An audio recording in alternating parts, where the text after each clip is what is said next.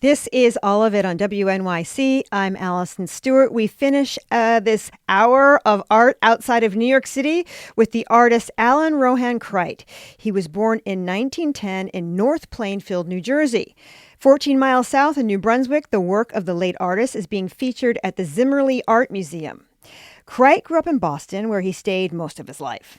The new exhibition, Allan Rohan Crite Neighborhood, features work from across the artist's career, from the lives of middle-class Black people to his biblically inspired art to his work capturing his community. The exhibition runs through July 31st. Brandon Truitt is the head of learning and community engagement at the Zimmerly Art Museum. Brandon, welcome to All of It. Hi, Allison. Thank you for the invitation. Thank you for joining us. So Crite was born in Jersey, but he was raised in Boston. And it was interesting. He was admitted to Yale School of Art, but he chose to go to the School of Museum of Fine Arts in Boston. Why did he choose to go there? Yeah, as you said, Crite was born in New Jersey, but spent most of his life in Boston. He's very much involved in the Boston community. Much of his work is about being a Bostonian, especially in the South End and Lower Roxbury. But his choice to go to this school is also a testament to his prevalence in the city, and being very immersed in the city. He also visited Isabella Stewart Gardner Museum, so he was very much involved in the cultural institutions of the city. And then later started working as a draftsman in engineering at the Boston Navy Yard as an illustrator to support his art career. So his choice is just to kind of stay in Boston to be kind of immersed in this really vibrant African American community. In his 20s, Crite began what he would call his neighborhood series. What interested him about the neighborhood?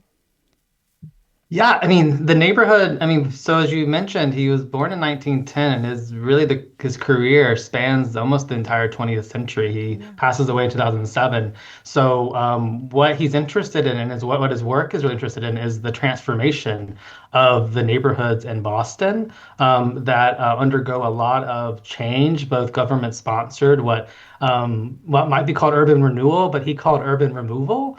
So it's really interesting the way he thinks about gentrification. But I think what's really important for him is the neighborhood and its vibrancy and vitality. So in his scenes, you see people kind of going to work, going to school, even like informal Bible studies, and a work by one of my favorite paintings in the show from 1934 called "And the Lord Said," where a gentleman is kind of reading from a Bible and children are gathered around him. But also people in that scene are kind of there to have their shoe repaired. This is a shoe repair shop. So these kind of like urban scenes that also become kind of very spiritual and very kind of vital scenes for a community that comes together in exciting ways. How did you first hear about Allan Rohan Crite? So I first heard about Allan Rohan Crite when I saw his work at the Metropolitan Museum of Art's Harlem Renaissance survey that was a couple years ago. A work that was just kind of spellbinding to me and just so beautiful was a scene of school children in Boston kind of teaming together, as you can imagine. Just also a scene, I'm not from Boston, I don't have a lot of connection to Boston, but that scene reminds me of a school and all these people coming together and kind of going and getting ready as I kind of get into the schoolhouse. So that was kind of first where I noticed him, and kind of he is a really under recognized artist. Maybe your listeners have not heard of him. So this exhibition at the Zimmerly, as you said, is a really expansive survey that introduces viewers to the whole breadth of his practice, both paintings. He's a draftsman, so he's like a really skillful printmaker, working in watercolor, etchings, drawings. So the paintings are probably some of his most well known if you know his work, but the show really kind of spans a lot of his practice. I'm speaking to Brandon Truitt, head of learning and community engagement at the Zimmerly Art Museum in New Brunswick, New Jersey. We're talking about the exhibition Allan Rohan Crite Neighborhood. It runs through July 31st. If you'd like to see a little bit of Crite's work, you can go to our Instagram at All of It WNYC, and you can click on stories. So he worked in the 1930s, right? He was born in 1910. He worked in the 1930s. How was his career? How was his life impacted by the Great Depression? So as I said, he moves there and like right after he was born. He worked in the Navy Yard as a draftsman. So this was kind of like almost like documentary reporting, like documenting the scenes of what's around him. But he also, I mean, it's the Great Depression. People are dealing with a lot of hardship. So part of his art practice needs to be supported by a kind of a vocation, and that is his work as a draftsman. So that allows him to kind of pursue an art career. As I said, expands his entire life, but he also worked as a draftsman as well. And that the Great Depression, there's so much change happening in Boston, is documented in his paintings. So there can be really amazing paintings like 1935 painting called Parade on Hammond Street. Again, like a parade. Everyone knows what a parade is Hmm. like. You may not know where Hammond Street is in Lower Roxbury, but the painting shows the Elks, which is a kind of social group, mutual aid group, parading through the streets, children kind of spilling into the streets, people waving from the windows of the apartment buildings. And if you can kind of, if you're familiar with Boston because of his skill, you might know that street by the way it's depicted. If you're not from Boston, you have this feeling of what it's like to be at a parade. And that's the kind of universal that he is able to achieve in his work that I find really compelling. That kind of like combination of the particular and the universal that really comes through in his work. You mentioned that he worked as a draftsman. How did his work as a draftsman overlap with his fine artwork? Yeah, I mean, this is something if your listeners come to the Zimmerly to see his work, it's the skill.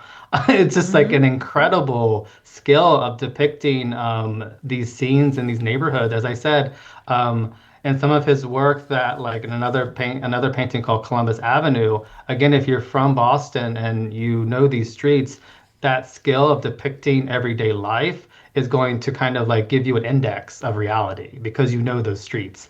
And that's kind of comes through in his work as a draftsman because of his way of kind of being very much like a lens onto the city that he is living in. I'm speaking to Brandon Truitt, Head of Learning and Community Engagement at the Zimmerly Art Museum. We're talking about the exhibition Allan Rohan Crite Neighborhood. It runs through July 31st. Crite was one of the few Black artists employed by the Federal Art Project under the New Deal. Where did his work appear? How did it depict life in the United States? Yeah, one of the work that I mentioned, Parade on Hammond Street, was actually exhibited at the Museum of Modern Art in New York in his lifetime. So he was exhibiting quite widely and at really prominent institutions. But partly what this exhibition does, which was originally organized by Isabella Stewart Gardner Museum in Boston by Diana Greenwald and Theodore Landsmark, is to really give due to this incredible body of work and to Mm. also place him in art history that often he may not be as well known for a lot of listeners who are not from Boston. So even though he was exhibiting at major institutions, there's still this sense of like his place needing to be cemented in that art historical record, which is really an amazing part of what this exhibition achieves. Yeah, how is Crite's work viewed by the contemporary art world in the 40s and 50s? I think partly some of the work, I mean, he is a contemporary, as I said. I mean, he was inclusion in the Met's Harlem Renaissance show, Mm. is that he is working with a lot of well-known Harlem Renaissance painters, writers, a really, vital, vibrant community of artists. But his work is very different. Because it depicts everyday, almost like middle class people, but also a very multicultural scene. That is a little different than some of the other artists of his generation that may be depicting like jazz scenes or prominent people in the community.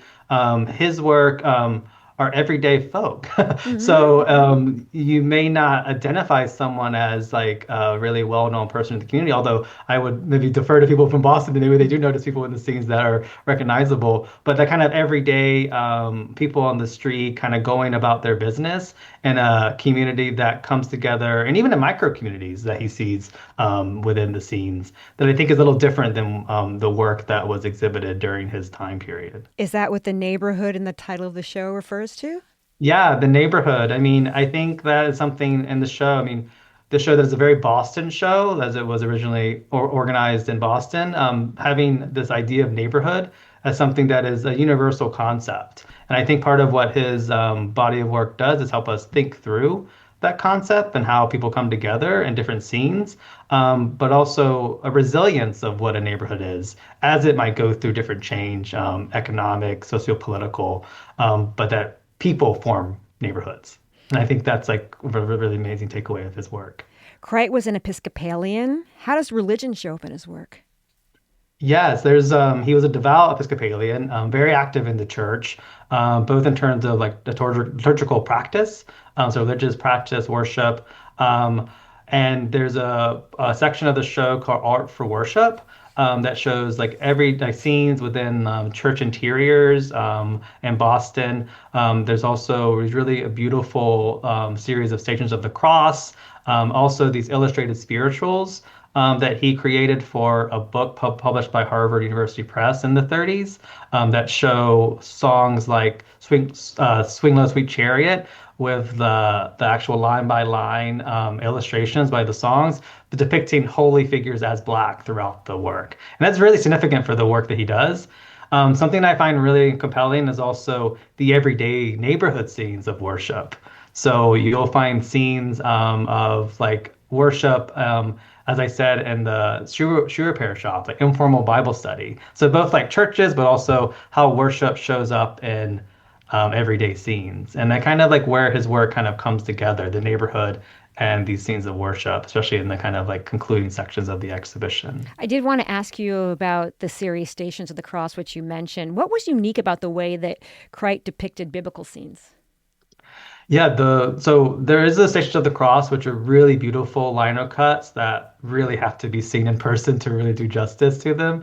The other scenes he's really known for are, as I said, this ways he imbues everyday life with the sense of the spiritual. So there's a watercolor gouache drawing called Streetcar Madonna from 1946 that shows the Black Virgin Mary with a young Jesus, just amid everyday commuters on a streetcar. So this image kind of reminds of how the holy or the sacred shows up in everyday settings.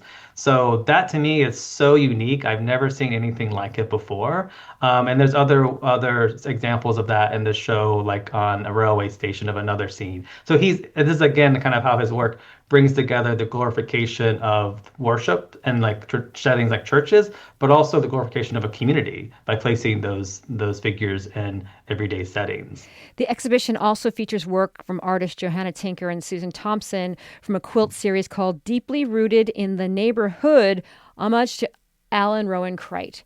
Why did it make sense to include this in the show? I think this is one of the really beautiful parts of the show, which I think for a kind of a show that's so much very art historical and like kind of walking through his career, that you end with contemporaries, these two artists who are so impacted by his work, and I think were mentored by Crite himself to really show the impact of Crite in Boston, Yeah. but also to show the legacy of an artist's work, how it continues into the present, and that and the ways that they depict in these really beautiful mixed media quilts, another kind of practice that Crite himself wasn't practicing, but how he can kind of influence other art practices. That again, this idea of community as being resilient, undergoing change is universal. Yeah. The name of the exhibition is Allan Rohan Crite, Neighborhood. I've been speaking to Brandon Truitt. Thank you so much for joining us. Thank you so much, Allison.